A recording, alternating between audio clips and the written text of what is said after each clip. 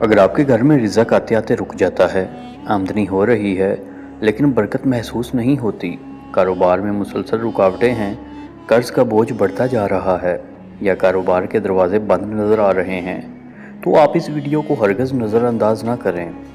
آج میں آپ کو یا واسعو یا رزاقو کا ایک ایسا وظیفہ بتاؤں گا جسے آپ فجر کے بعد پڑھ سکتے ہیں۔ دوستو، اللہ کے دو نہایت ہی پیارے نام، یا واسعو یعنی وسعت عطا فرمانے والا، اور دوسرا یا رزاقو یعنی رزق عطا فرمانے والا۔ ذرا سوچیں، اگر رزق کے تمام دروازے بند محسوس ہوں تو کیا اللہ تعالیٰ کے لیے ایک نیا راستہ پیدا کرنا مشکل ہے؟ ہرگز نہیں۔ کبھی اللہ رزق وہاں سے عطا فرماتا ہے یا انسان کا وہم و گمان بھی نہیں ہوتا۔ اس لیے مایوس نہ ہوں، اپنی پریشانی اللہ کے سامنے رکھیں، یقین کے ساتھ دعا کریں اور اس عمل کو، اس ذکر کو اپنا معمول بنائیں۔ یاد رکھیں، صرف وظیفہ پڑھ کر کوشش چھوڑ دینا درست طریقہ نہیں ہے۔ حلال رزق کے لیے محنت کریں، نماز کی پابندی کریں اور اللہ سے امید رکھیں۔ آپ نے کرنا کیا ہے؟ آپ نے سب سے پہلے دل میں یہ نیت کرنی ہے کہ یا اللہ، کہ میں یہ ذکر صرف تیری رضا، ثواب اور اپنے حلال رزق میں برکت کے لیے کر رہا ہوں۔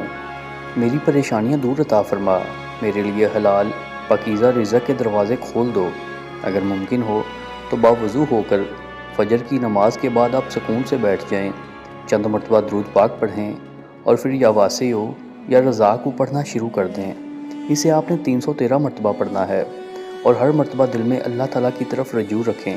جب آپ یا واسعو کہتے ہیں تو اللہ کی وسعت رحمت کو یاد کریں، اور جب آپ یا رزاقو کہیں تو یقین رکھیں کہ حقیقی رزق دینے والا صرف اللہ تعالیٰ ہے۔ اگر آپ قرض، مالی پریشانی، کاروباری نقصان یا گھر کے اخراجات کی وجہ سے پریشان ہیں تو ذکر کے دوران اپنے دل کی کیفیت اللہ کے سامنے رکھیں۔